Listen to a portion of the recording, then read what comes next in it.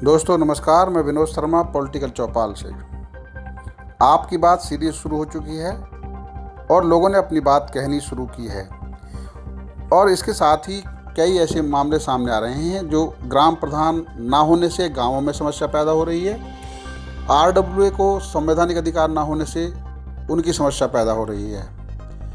तो जैसे जैसे ये बात आगे बढ़ती जाएगी लोगों की खुलकर लोग सामने आएंगे और इसी को आज कहने के लिए आ रही हैं ग्राम प्रधान संगठन की जिलाध्यक्ष और निठारी गांव की प्रधान विमलेश शर्मा। देखिए क्या कहती हैं वो, सुनिए। नमस्कार मित्रों, मेरा नाम विमलेश शर्मा है। ग्राम प्रधान संगठन की अध्यक्ष और गांव निठारी की प्रधान हूँ। सबसे पहले धन्यवाद करना चाहूँगी विनोद शर्मा जी का। विनोद शर्मा जी जो एक प्रतिष्ठित पत्रकार हैं और पॉलिटिकल चौपाल के माध्यम से वो इस क्षेत्र की समस्याओं को प्रशासन और सरकार के सामने हमेशा लाने का प्रयास करते रहते हैं।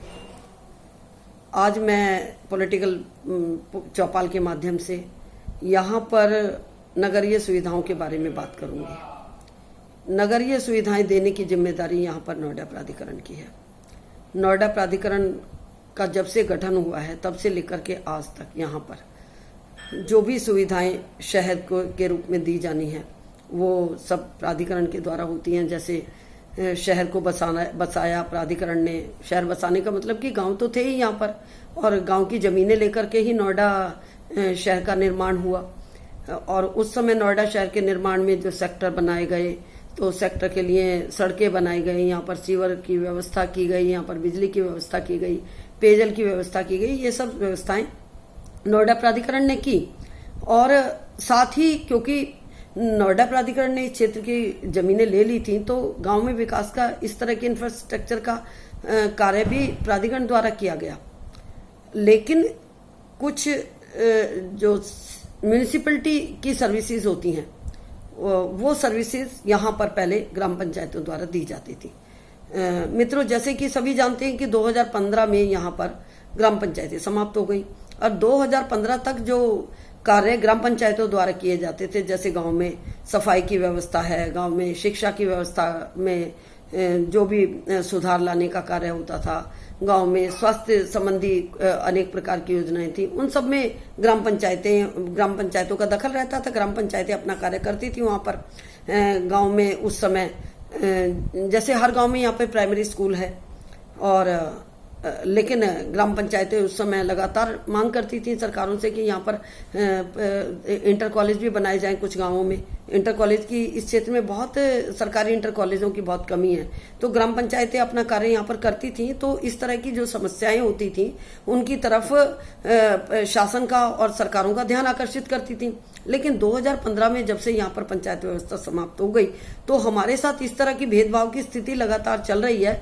कि शहरों का विकास तो बहुत अच्छे से हो रहा है। शहरों का विकास यानी कि नोएडा शहर का जो मुख्य भाग है जहाँ पर सेक्टर हैं वहाँ उनका विकास बहुत अच्छी तरह से हो रहा है। लेकिन ग्रामीण क्षेत्र को तो जैसे बिल्कुल ही छोड़ दिया गया है और वहां का अब कोई क्योंकि जनप्रतिनिधि नहीं है तो जनप्रतिनिधि के अभाव में तो यदि नोएडा प्राधिकरण से कोई शिकायत भी करनी हो और की भी जाए तो नोएडा प्राधिकरण उसको सुनने के लिए तैयार नहीं होता।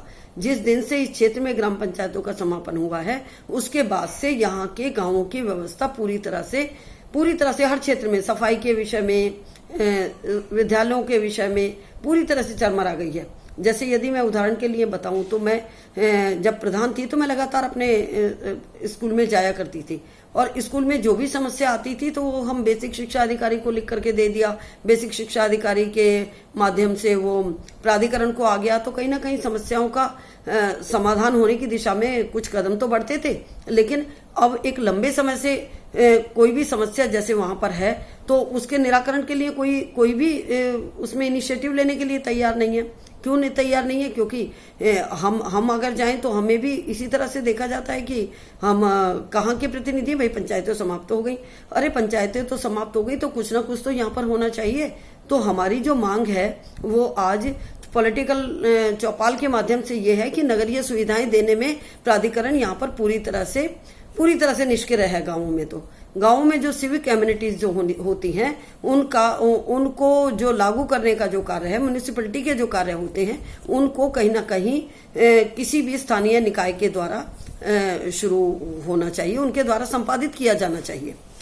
लेकिन स्थानीय निकाय तो है ही नहीं और कोई स्थानीय प्रतिनिधि नहीं है, तो उसके अभाव में यहाँ पर जो समस्या आ रही है, तो मेरा पॉलिटिकल चौपाल के माध्यम से बार बार ये अनुरोध है कि इस तरह के यहाँ पर, और ये संविधान सम्मत भी नहीं है, कहीं भी संविधान सम्मत नहीं है कि आप जनप्रतिनिधित्व को ही अस्वीकार कर दें, वहां पे जनप्रतिनिधित्व ही समाप्त कर दें। हमारे संविधान में जो 74वें और 75वें संशोधन के अनुसार, 75वें और 76वें संशोधन के अनुसार या तो ग्राम पंचायतें होनी चाहिए या नगर निगम होने चाहिए, लेकिन ये क्षेत्र एक ऐसा क्षेत्र हो गया है, नोएडा का क्षेत्र, नोएडा के जो गाँव हैं उनको किसी भी प्रकार का संवैधानिक अधिकार प्राप्त नहीं है अपने प्रतिनिधि के मामले में, अपने स्थानीय प्रतिनिधि के मामले में। तो एक बार फिर से मैं इस तरफ प्रशासन का भी ध्यान दिलाना चाहूंगी, सरकार का भी ध्यान दिलाना चाहूंगी कि हमें संवैधानिक अधिकारों को हमें दिया जाए, हमारे संवैधानिक अधिकार हैं, और यदि इनको इसी तरह से संवैधानिक अधिकारों का हनन किया जाएगा तो कहीं ना कहीं क्षेत्र के लोग अपने अधिकारों की मांग के लिए उनको आंदोलन करने पड़ेंगे, और किसी अपने आंदोलन की राह पर, जो कि हमेशा ही आंदोलन की राह थोड़ी कठिन होती है, और यदि बातचीत से किसी समस्या को सुलझाया जा सकता है तो मेरा निवेदन है कि इस ओर ध्यान दिया जाना चाहिए। जय हिंद, जय भारत।